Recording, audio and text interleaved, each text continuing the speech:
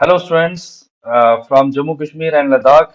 जेके Bose express series में आपका फिर से एक बार स्वागत है। मैं हूं आपका फिजिक्स मेंटर मंजीत सिंह और आज हम जेके एक्सप्रेस जो जेके बोस एक्सप्रेस सीरीज है हमारी, इसमें आज हम फिजिक्स में 11th क्लास की जो फिजिक्स है उसमें हम दो और इम्पोर्टेंट टॉपिक को डिस्कस करने वाले हैं। That is one is rotation motion, second is gravitation. In chapters में कौन कौन से ऐसे बहुत ज्यादा इंपॉर्टेंट क्वेश्चंस हैं जो पूछे जा सकते हैं जेके बोस के 2025 एग्जाम्स में, चाहे आप सॉफ्ट जोन से हैं या फिर हार्ड जोन से हैं। कौन से इंपॉर्टेंट क्वेश्चंस बनेंगे, प्रीवियस ईयर में कौन से इंपॉर्टेंट क्वेश्चंस पूछे गए हैं, ये सब डिटेल डिस्कशन करेंगे। तो इस सीरीज में हम मोस्ट इंपॉर्टेंट क्वेश्चन की डिस्कशन करेंगे, पीवाई क्यू का डिस्कशन करेंगे कि कौन से पीवाई क्यू बहुत ज्यादा पूछे गए हैं, प्रोबेबिलिटी किनकी बन सकती है, प्लानिंग स्ट्रेटजी एंड हमारा ऐसा मानना है कि 95% क्वेश्चंस जो हैं वो आपको इसी सीरीज में से आपके जेके बोस के 2025 के एग्जाम्स में देखने को मिलेंगे। ठीक है स्टूडेंट्स, तो सबसे पहले हम रोटेशन मोशन की बात करते हैं। 2025 एग्जाम की बात अगर की जाए तो चाहे आप हार्ड जोन की बात करें या सॉफ्ट जोन की बात करें, तो इस चैप्टर में जो वेटेज थी 1 मार्क का एक क्वेश्चन पूछा गया था। वैसे ओवरऑल इस चैप्टर की जो वेटेज है वो 6 मार्क्स की है। ठीक है। एंड इसमें जो 2025 सॉरी 2024 का जो एग्जाम पूछा गया था, माफी चाहूंगा मैं यहाँ पे, 2024 का जो एग्जाम हुआ था उसमें 1 मार्क का एक क्वेश्चन, फिर वैसे ही 2 मार्क्स का एक क्वेश्चन पूछा गया था और 3 मार्क्स का एक क्वेश्चन पूछा गया था। तो टोटल मार्क्स बनते हैं यहाँ पे आपके 6 मार्क्स बनते हैं। बहुत इंपॉर्टेंट चैप्टर है 6 मार्क्स का, और बहुत ही सिंपल सी डेरिवेशंस वगैरह इस चैप्टर से बार बार पूछी गई हैं। तो ये जो सीरीज है इसका पर्पस ये है कि आपकी प्रिपरेशन जो है वो अकॉर्डिंगली चल रही होगी, अभी तक आपने प्रिपरेशन कर भी ली होगी। तो हम यहाँ पे आपको बस ये बताएंगे कि कौन से बहुत ज्यादा इंपॉर्टेंट क्वेश्चन हैं जिनकी प्रोबेबिलिटी बहुत ज्यादा है, एटलीस्ट आप ये क्वेश्चंस एग्जाम में देख कर जाए, इनकी अच्छी प्रैक्टिस करके जाए। ओके। एक इंफॉर्मेशन मैं और देना चाहूंगा आपको कि ये जो क्वेश्चंस हैं, वैसे इसका पीडीएफ मैं जल्दी शेयर करूंगा कि हमारे टेलीग्राम चैनल पे आपको मिल जाएगा, जिसका लिंक डिस्क्रिप्शन में दिया है। एट द सेम टाइम हमारे टेलीग्राम चैनल पे ही हमने गेस्ट पेपर जो है वो भी अपलोड कर दिया है। ठीक है। तो गेस्ट पेपर जो है आपको हमारे टेलीग्राम चैनल पे मिल जाएगा। हर एक सब्जेक्ट के जो है गेस्ट पेपर जो है, थ्री थ्री गेस्ट पेपर्स, ये क्लास 10th के भी मिल जाएंगे, 11th के भी होंगे और क्लास 12th के भी अवेलेबल होंगे। That is physics, chemistry, maths and biology के सब्जेक्ट्स के। तो ये भी आपको काफी हेल्प करेंगे। आप गेस्ट पेपर्स को डाउनलोड करके एक बार पूरे 3 आवर्स के टाइम में पूरा टाइमर सेट करके आप ये पेपर भी दे सकते हो, सो दैट हमारी प्रिपरेशन जो है एज पर एग्जामिनेशन बहुत बढ़िया से हो जाए। ज्यादा टाइम है नहीं। ठीक है। तो अब देखो कौन कौन से इंपॉर्टेंट क्वेश्चन बनते हैं। एक टॉपिक आता है रोटेशन मोशन के अंदर ही, सिस्टम ऑफ पार्टिकल्स में ये टॉपिक आएगा, that is centre of mass. इसकी डेफिनेशन और इसका कैलकुलेट करना, centre of mass between two particle system. अगर आप देखें ध्यान से तो ये जो क्वेश्चन है ये 2019, 20, 21, 22, 23, 24 ऑलमोस्ट हर ईयर में पूछा गया है। तो इसलिए ये क्वेश्चन बहुत ज्यादा इंपॉर्टेंट क्वेश्चन बन जाता है कि ये क्वेश्चन हर साल रिपीट किया गया है। इसको ड्राइव कैसे, जैसे इसमें जब डिफाइन करेंगे तो पहले सेंटर ऑफ मास को डिफाइन करेंगे, आपका मन है आप सेंटर ऑफ ग्रेविटी को भी डिफाइन कर सकते हैं। ठीक है। देन उसके बाद इसकी डेरिवेशन आ जाएगी, तो बहुत इंपॉर्टेंट डेरिवेशन है। जब आप डेरिवेशन ड्राइव कर रहे हो तो ध्यान रखें कि डायग्राम को साफ सुथरा मेंशन करना है यहाँ पे आपने। एंड इसके बाद जो मैक्सिमम चीजें हैं, जैसे मान लो ये डायग्राम है यहाँ पे, जिसको आपने प्रॉपर्ली मेंशन करना है। जो जो भी पॉइंट्स यहाँ लिख रहे हैं, जैसे हमारे पास पोजीशन वेक्टर R2 है, R1 है, एक्सटर्नल फोर्स F1 है, एक्सटर्नल फोर्स F2 है, ये सभी पॉइंट्स को बहुत क्लियरिटी से मेंशन करना बहुत इंपॉर्टेंट है। कई बार बच्चे क्या करते हैं कि डायग्राम इतनी साफ सुथरी नहीं बनाते हैं एंड उसके बाद जो है एक्सप्लेन कर लेते हैं, तो इससे एग्जामिनर को एक मैसेज आता है कि बच्चे ने जो है या तो चीटिंग की है या फिर स्टूडेंट ने क्या किया है, इसको क्रैम किया है क्वेश्चन को। तो ये बहुत इंपॉर्टेंट डेरिवेशन है। दो पॉइंट्स हम ले लेते हैं, एक पॉइंट पे देखते हैं इंटरनल फोर्सेज है, एक्सटर्नल फोर्सेज लग रही है, एंड देन इसको ड्राइव करके यहाँ से position vector of centre of mass निकालते हैं। अगर आपको ऐसा लगता है कि सर आप ये टॉपिक एक्सप्लेन भी कर लें, तो मैं नेक्स्ट सीरीज में या जल्दी से आपके लिए एक्सप्लेन भी कर सकता हूँ। तो आपने मेरे को कमेंट सेक्शन में बताना भी है कि आप को इसमें और फर्दर क्या चाहिए। नेक्स्ट आ जाते हैं बेटा, बोलो देखो बेटा, मूवमेंट ऑफ निशिया से। मूवमेंट ऑफ निशिया काफी इंपॉर्टेंट टॉपिक है। मूवमेंट ऑफ निशिया से भी बार बार क्वेश्चन पूछे गए हैं। अगर आप देखें तो मूवमेंट ऑफ निशिया पे 2019, 2021 एंड 23 तीन सालों में क्वेश्चन पूछे गए हैं। मूवमेंट ऑफ निशिया की डेफिनेशन, मूवमेंट ऑफ निशिया सिस्टम ऑफ पार्टिकल्स के लिए कैसे डिवाइड करते हैं, फाइंड करते हैं, ये भी बहुत इंपॉर्टेंट है। ठीक है। देन इसके बाद आता है रेडियस ऑफ गायरेशन। आप देखेंगे ये अगर सॉफ्ट जोन में आपको मूवमेंट ऑफ इनर्शिया पूछा होगा, तो हार्ड जोन में आपको रेडियस ऑफ गायरेशन का क्वेश्चन जो है वो आ जाएगा। ठीक है। तो रेडियस ऑफ गायरेशन जो है 2018, 2019, 2021 में पूछा गया है। रेडियस ऑफ गायरेशन जैसे आपको पता ही होगा कि किसी भी बॉडी का रेडियस ऑफ गायरेशन एक्सिस से वो डिस्टेंस होता है, जिस डिस्टेंस में हम बॉडी का जितना भी मास है उसको एक पॉइंट मास की तरह यहाँ पे रख ले, और इस पॉइंट मास का वही मूवमेंट ऑफ इनर्शिया हो जो पूरे सिस्टम का मूवमेंट ऑफ इनर्शिया होता है। तो इसका जो डिस्टेंस होगा, ये जो के डिस्टेंस यहाँ पे बोल रहे हैं, जिसे हम रेडियस ऑफ गायरेशन बोलते हैं, रेडियस ऑफ गायरेशन आ जाता है I divided by M, moment of inertia of the body divided by whole mass of the body. Then we have law of conservation of angular momentum. ये question 2019 में पूछा गया था, लेकिन इस बार की प्रोबेबिलिटी बन सकती है कि शायद इस बार ये क्वेश्चन आपको एग्जाम में देखने को मिले कि इस पे सब्जेक्टिव क्वेश्चन ज्यादा आता है। वैसे इस पे न्यूमेरिकल्स भी बहुत अच्छे बनते हैं। अगर आप नीट और जेडब्ल्यू जैसे एग्जाम्स की बात करें, तो हम इसमें देखेंगे कि बहुत ज्यादा क्वेश्चन इस टॉपिक से पूछे भी जाते हैं। लेकिन जेके बोर्ड इस पे ज्यादातर चांसेस है कि इसकी एप्लीकेशन पार्ट में जो सब्जेक्टिव क्वेश्चन बनते हैं उस पे क्वेश्चन आ सकता है। हमें पता है कि अगर सिस्टम पे एक्शनल टॉर्क नहीं लग रहा तो एंगुलर मोमेंटम कंजर्व होगा, तो initial angular momentum would be equals to final angular momentum. अगर किसी कारणवश, देखो जैसे आई इंटू ओमेगा कांस्टेंट होगा, तो अगर कभी भी मोमेंट ऑफ इनर्शिया अगर इंक्रीज हो रहा है तो एंगुलर वेलोसिटी डिक्रीज होगी, या फिर एंगुलर वेलोसिटी इंक्रीज हो रही है तो मोमेंट ऑफ इनर्शिया डिक्रीज होगा। जिसके ऊपर क्वेश्चन बन सकते हैं, जैसे प्लानिटरी मोशन है, हैवी, अगर एक आदमी अपने ही किसी एक्सिस के ऊपर घूम रहा है, हाथ को पास लेकर आएगा, ऐसे क्वेश्चन आपने देखे होंगे। ठीक है, तो ये एंगुलर मोमेंटम के टॉपिक को भी देख लिया जाए। देखो फिर शॉर्ट आंसर में ना, मैं आपसे एडवाइस करूंगा थोड़ा टॉर्क का। ये वाला क्वेश्चन 2022 में आया था, तो टॉर्क के बारे में कि टॉर्क एक्चुअली है क्या, कैसे कैलकुलेट करते हैं, सिंपल टॉपिक बन जाता है। तो टॉर्क का क्वेश्चन एक देख लिया जाए। इसके बाद जो नेक्स्ट क्वेश्चन आ जाएगा हमारा, दैट इज टॉर्क। और हाँ, टॉर्क और एंगुलर मोमेंटम का relation, that is the net external torque acting on a system is equal to rate of change of angular momentum. ये दो तीन बार 2019, 20, 23 में पूछा गया है अलग अलग पेपर्स में। ये क्वेश्चन भी इंपॉर्टेंट है। इसका डेरिवेशन जो है थोड़ा सा कम्प्लेक्स लगता है बच्चों को, लेकिन आप डेफिनेटली इस डेरिवेशन को अच्छे से देख लें कि सिस्टम ऑफ पार्टिकल्स में पहले सबका उनका एंगुलर मोमेंटम कैलकुलेट किया, देन उस एंगुलर मोमेंटम को, जैसे आपने बहुत सारे पॉइंट पार्टिकल्स की वजह से angular momentum of system find out कर लिया। अब angular momentum of system find out किया, अब आप इसे दोनों तरफ डिफरेंशिएट कर देंगे। जब आप इसे डिफरेंशिएट करेंगे, डिफरेंशिएट करने के बाद आप यहाँ पे एक रिजल्ट तक पहुंच जाएंगे। डीएल बाई डी टी जो है वो कैलकुलेट हो जाएगा किसके बराबर, rate of change of, sorry DL by D T आ जाएगा external torque acting on the system. ठीक है, तो ये क्वेश्चन, ये लेकिन डेरिवेशन बच्चों के लिए थोड़ी टफ रहती है, लेकिन आप इसको अच्छे से एक बार देख लेना कि थोड़ा सा आइडिया हो जाए अगर आता है। लेकिन हाँ, ये क्वेश्चन छोड़ के मत जाना, state and proof theorem of perpendicular axis. Perpendicular axis theorem और पैरेलल एक्सिस थ्योरम, इन दोनों थ्योरम्स की डेरिवेशन जो है ये इंपॉर्टेंट होने वाली है। चांसेस हैं कि आपको इन दो में से भी एक डेरिवेशन पूछी जा सकती है, theorem of parallel axis and theorem of perpendicular axis. ठीक है। देखो जैसे ये अलग अलग ईयर्स में बार बार पूछा गया है, 18, 20, 22। ठीक है, ये आ गया थ्योरम ऑफ पैरेलल एक्सिस। तो ये दोनों थ्योरम्स को एक बार अच्छे से एग्जाम्स में देखकर जरूर जाना। ठीक है, 2024 में out of box angular momentum और मूवमेंट ऑफ इनर्शिया और एंगुलर वेलोसिटी के बीच में रिलेशन पूछ लिया था।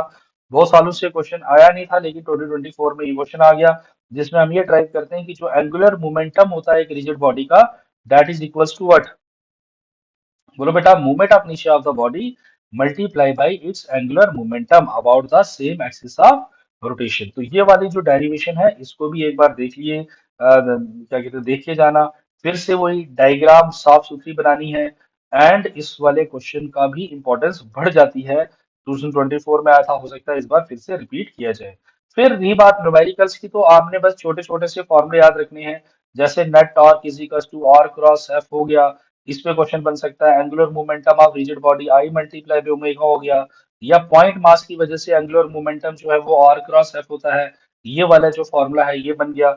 या फिर जैसे रिंग है, रिंग की वजह से movement of inertia mr square होता है about the axis passing through its centre perpendicular to its plane.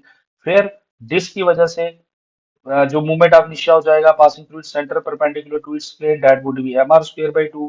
ठीक है, स्फीयर की वजह से देख लेना, सॉलिड स्फीयर की वजह से movement of inertia along its diameter 2/5 mr square, याद आ रहा होगा। होलो स्फीयर की वजह से कितना मूवमेंट ऑफ इनर्शिया हो जाता है बेटा along its diameter 2/3 into mr square.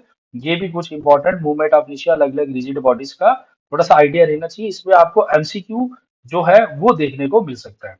ठीक है, तो ये कुछ इंपॉर्टेंट क्वेश्चंस थे हमारे पास जो ज्यादातर चांसेस थे कि जेके बोर्ड में इस बार आ सकते हैं। मैं एक बार ओवरव्यू भी आपको दे दूंगा, एक इंपॉर्टेंट अनाउंसमेंट आप सब बच्चों के लिए कि संकल्प कॉम्पिटिटिव क्लासेस में सीयूटी और नीट दोनों का क्रैश कोर्स जो है वो 1 मार्च से जो है वो स्टार्ट हो रहा है। तो अगर आप टॉप यूनिवर्सिटीज में एडमिशन लेने का सपना देख रहे हैं जैसे डीयू, अलीगढ़ मुस्लिम यूनिवर्सिटी, है ना, बनारस हिंदू यूनिवर्सिटी, तो इन सब यूनिवर्सिटीज में जो एडमिशन है वो सीयूटी के एग्जाम्स के थ्रू होगी। और इन एग्जाम्स के लिए जो क्रैश कोर्स है संकल्प कॉम्पिटिटिव क्लासेस 1 मार्च से स्टार्ट कर रहा है, जिसमें जनरल टेस्ट, जनरल इंग्लिश और सभी डोमेन्स हम यहाँ पे कवर करेंगे। सिमिलरली नीट का भी क्रैश कोर्स जो है 2025 एग्जाम्स के लिए वी आर स्टार्टिंग फ्रॉम 1 मार्च। तो आपके जो बड़े भाई बहन हैं जो नीट का क्रैश कोर्स के बारे में प्लान कर रहे हैं या नीट देने वाले हैं जो 4 मई 2025 को होने वाला है, आप उनसे भी ये इंफॉर्मेशन शेयर कर सकते हो। ठीक है, देन वी हैव, ठीक है, इसमें तो वेरी शॉर्ट आंसर क्वेश्चन, ये जो पीडीएफ है ये हमारी एक बुक आती है Sankalp JK board previous year chapter wise solve paper की। ये उस बुक का जो है ये पीडीएफ है, जिससे आप इसे परचेज करके भी ये पूरी की पूरी पीडीएफ जो है वो ले सकते हैं। फिलहाल में जो क्वेश्चंस हैं इंपॉर्टेंट वो मैं टेलीग्राम चैनल पे अपलोड भी कर दूंगा। बात करें ग्रेविटेशन चैप्टर की बेटा, तो ग्रेविटेशन चैप्टर भी 6 मार्क्स का है। 2024 के एग्जाम की बात की जाए तो 1 मार्क का एक क्वेश्चन, 2 मार्क का एक क्वेश्चन एंड 3 मार्क का एक क्वेश्चन इस चैप्टर से पूछा गया है। अगेन बहुत इंपॉर्टेंट चैप्टर हो जाता है। इस चैप्टर में 3 4 ही डोमेन है। एक आ गया न्यूटन्स लॉ ऑफ ग्रेविटेशन, इस पे क्वेश्चन बन सकता है। सेकंड कैपलर्स लॉ आप बहुत अच्छे से जो है वो प्रिपेयर करके जाएंगे, ये यहाँ पे क्वेश्चन बन सकता है। ऑर्बिटल जो मोशन है सैटेलाइट्स का, ठीक है, किसी ऑर्बिट में, उस पे क्वेश्चन बन सकता है। ऑर्बिटल वेलोसिटी पे क्वेश्चन बन सकता है, टोटल एनर्जी पे क्वेश्चन बन सकता है। And the last is what, escape velocity, escape velocity, इस पे क्वेश्चन जो है वो बार बार देखने को मिलता है। हाँ, एक एक टॉपिक और आ जाता है, effect of acceleration due to gravity with height and with depth. ठीक है बेटा, तो ये कुछ इंपॉर्टेंट टॉपिक्स हैं जो आप ग्रेविटेशन के चैप्टर से एट मिनिमम देखकर अच्छे से जाएंगे, जिनकी आप बढ़िया से प्रैक्टिस भी करेंगे। ये चैप्टर बहुत इंपॉर्टेंट वेटेज बनाते हैं 6 मार्क्स का।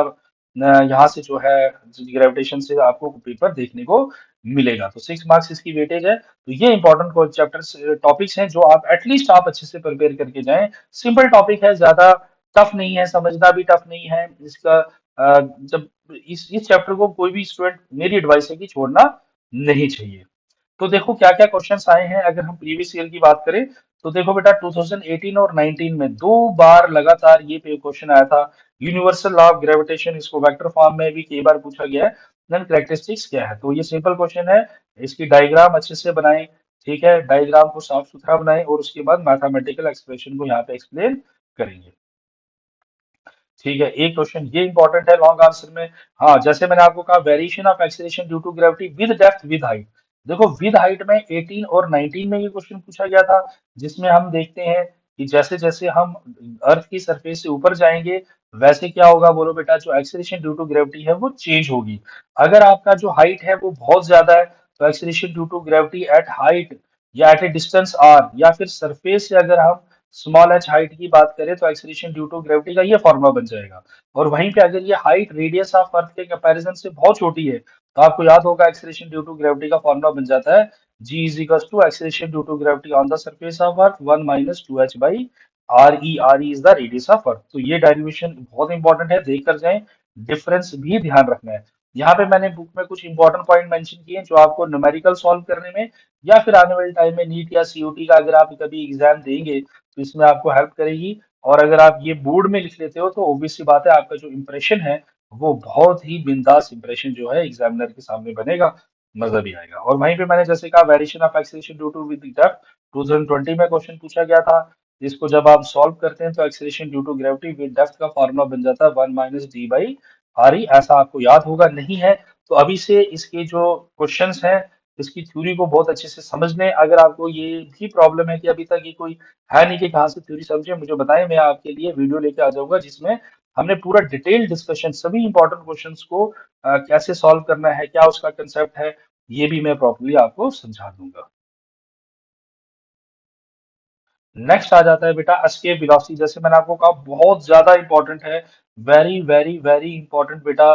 2019, 20, 22, 24 में ये बार बार क्वेश्चन पूछा गया है कि अर्थ की सरफेस से एक ऑब्जेक्ट को कितनी स्पीड से रिलीज किया जाए सो दैट वो अर्थ के ग्रेविटेशन पुल से बाहर चले जाए। यहाँ पे हम law of conservation of mechanical energy को अप्लाई करते हैं कि initial potential energy plus initial kinetic energy is equal to final kinetic energy plus final potential energy. हमें पता है final kinetic energy zero, potential energy zero है, तो initial kinetic energy और पोटेंशियल एनर्जी लिखा और रिजल्ट बन जाता है इसके वेलोसिटी का on the surface of Earth से GME divided by radius of अर्थ। और ये वैल्यू अप्रोक्सीमेटली 11.2 किलोमीटर पर सेकंड होती है। तो इसकी डेरिवेशन भी ध्यान रख लें, बहुत इंपॉर्टेंट क्वेश्चन है बेटा इसकी वेलोसिटी का, देख लेना कि इसका कैसे सॉल्व करेंगे। And last is the Kepler's law of planetary motion. या तो अगर आपको 2 मार्क्स में ये क्वेश्चन आया तो कोई एक लॉ पूछा जाएगा, 3 मार्क्स या 5 मार्क्स में क्वेश्चन इसका बना तो कहा जाएगा कि तीनों लॉस को एक्सप्लेन किया जाए।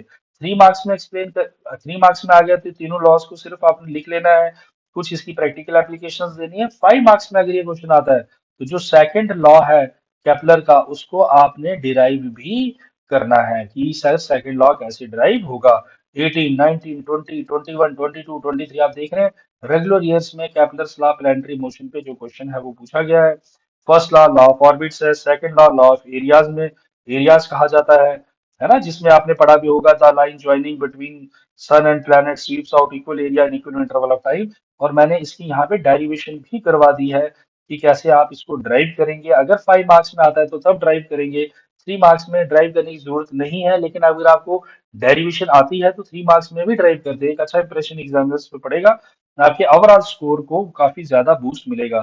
Third is the law of periods, ठीक है बेटा, जिसमें हमें पता है कि time scale is directly the time period of a planet revolving around the sun is directly proportional to cube of distance between sun and, ऐसे इसको क्यूब नहीं बोलेंगे, एग्जैक्टली बोलेंगे cube of semi major axis. ठीक है, तो जैसे मैंने आपसे कहा कि नीट का जो क्रैश कोर्स है वो स्टार्ट होने वाला है 1 मार्च से। ठीक है स्टूडेंट्स, आपके जो भी बड़े भाई बहन नीट 2024 की प्रिपरेशन, सॉरी नीट 2025 की प्रिपरेशन अगर कर रहे हैं तो आप उन्हें इन्फॉर्म कर सकते हैं कि नीट का जो क्रैश कोर्स है वो संकल्प कॉम्पिटिटिव क्लासेस में स्टार्ट हो रहा है। वैसे ही शॉर्ट आंसर में कुछ क्वेश्चन, 18 में एक बार क्वेश्चन आया था बाइंडिंग एनर्जी ऑफ सैटेलाइट क्या होता है। तो जो बाइंडिंग एनर्जी होती है किसी भी सैटेलाइट की वो माइनस ऑफ टोटल एनर्जी होती है।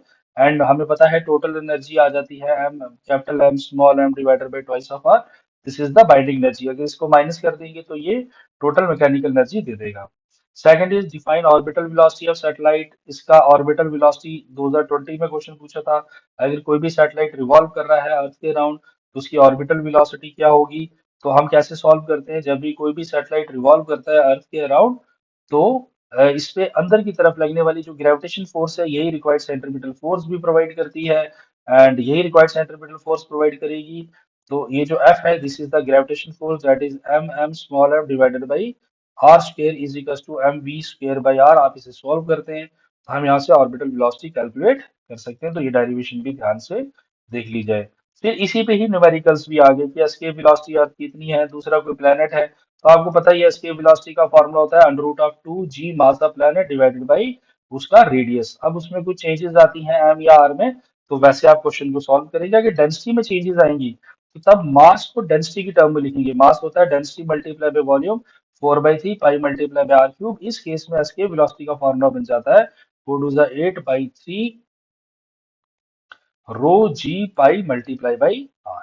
अगर डेंसिटी प्लैनेट्स की कांस्टेंट रही थी तो ये फॉर्मूला लगाएंगे, मास और रेडियस में चेंजेस ला रहे हैं तो ये वाला फॉर्मूला लगाएंगे। एक बार कंपैरिजन बिटवीन इनिशियल ग्रेविटेशन मास पूछा गया था तो इनकी सिमिलरिटीज, इनके बीच में डिफरेंस क्या है इनिशियल मास और ग्रेविटेशन मास में, ये क्वेश्चन भी एक बार आप जरूर देख लें, थोड़ी बात पूछा गया है। फिर देन ज्यादा इंपॉर्टेंट क्वेश्चन ही बनते हैं, obtain the expression.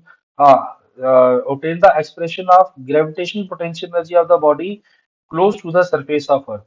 Gravitation potential energy of the body को डिफाइन करना है close to the surface of Earth. अगर हम अर्थ की सरफेस से किसी हाइट ऊपर जाते हैं तो what is change in gravitational potential energy. 2024 में क्वेश्चन आया था। इससे पहले ये क्वेश्चन कभी भी नहीं जेके बोस में देखा गया, तो कुछ नए क्वेश्चंस भी 2024 में देखने को मिले थे जो प्रीवियस ईयर्स में नहीं देखे गए थे। बहुत अच्छी प्यारी सी डेरिवेशन है इसकी कि हम अर्थ की सरफेस से किसी पॉइंट ऊपर क्या करते हैं, ग्रेविटेशन पोटेंशियल एनर्जी डिफाइन करने के लिए हम क्या करेंगे, वर्क डन निकालेंगे कि अगर हम एक ऑब्जेक्ट को किसी एक पोजीशन R1 से उठाकर किसी R2 पोजीशन तक लेके जाएंगे तो work done by gravitation force क्या होगा, and work done by negative of work done by gravitation force he change in potential energy देता है। तो ये कंसेप्ट रहता है इसका। इस क्वेश्चन को भी एक बार ध्यान से देख लें। ठीक है बेटा, ये स्क्रीन पे आ रहे हैं very short answer type question जो बहुत इंपॉर्टेंट होने वाले हैं। एक बार आप इनको पढ़ लें और एक थोड़ा सा आइडिया ले लें कि इन क्वेश्चंस का क्या क्या मतलब बनेगा। एमसीक्यूज भी कुछ डाले हैं मैंने जिसकी प्रोबेबिलिटी ज्यादा है इस बार पूछे जा सकते हैं ये एमसीक्यूज, तो ये एमसीक्यूज को एक बार देख लें। एंड वन इंपॉर्टेंट इंफॉर्मेशन बेटा, संकल्प कॉम्पिटेटिव क्लासेस में 8th 9th 10th 11th और 12th ये जो बैचेस हैं वो इनकी एडमिशंस ओपन हो चुकी हैं। अगर आप जम्मू या इसके नियर बाई एरिया में हैं और आप देख रहे हैं इस समय कि आप एक बेटर इंस्टीट्यूट को ऑप्ट करना चाहते हैं, तो Sankalp competitive classes is the team of best faculties. We have very experienced faculties and at the same time जो सबसे इंपॉर्टेंट है that is the stable faculty. ठीक है, काफी एक्सपीरियंस फैकल्टी है तो आपको बहुत कुछ अच्छा सीखने को मिलेगा। आपकी ओवरऑल ग्रोथ के लिए Sankalp competitive classes is one of the best option. इन सब बैचेस की जो क्लासेस हैं वो स्टार्ट हो चुकी हैं, तो आप एडमिशन के लिए इन दिए गए नीचे नंबर्स पे कांटेक्ट कर सकते हो। ठीक है स्टूडेंट्स, आई होप आज का जो लेक्चर है या हमारे लिए ये जो सीरीज हमारी है ये आपके लिए हेल्पफुल रही होगी। कोई और क्यूरी है आप कमेंट सेक्शन में बता सकते हैं। जेएंडके के किस डिस्ट्रिक्ट किस गांव से आप हमें सुन रहे हैं प्लीज कमेंट सेक्शन में जरूर बताएं, हमें थोड़ा मोटिवेशन भी मिलेगा। क्या नया इंप्रूव किया जा सकता है उसके बारे में भी हमें इंफॉर्मेशन जरूर दें। Wish you all the best for your exam. I hope आपके एग्जाम बहुत बढ़िया बहुत बेहतरीन वे से जो है वो जाए। All the best. Hello my dear students from Jammu and Kashmir and Ladakh.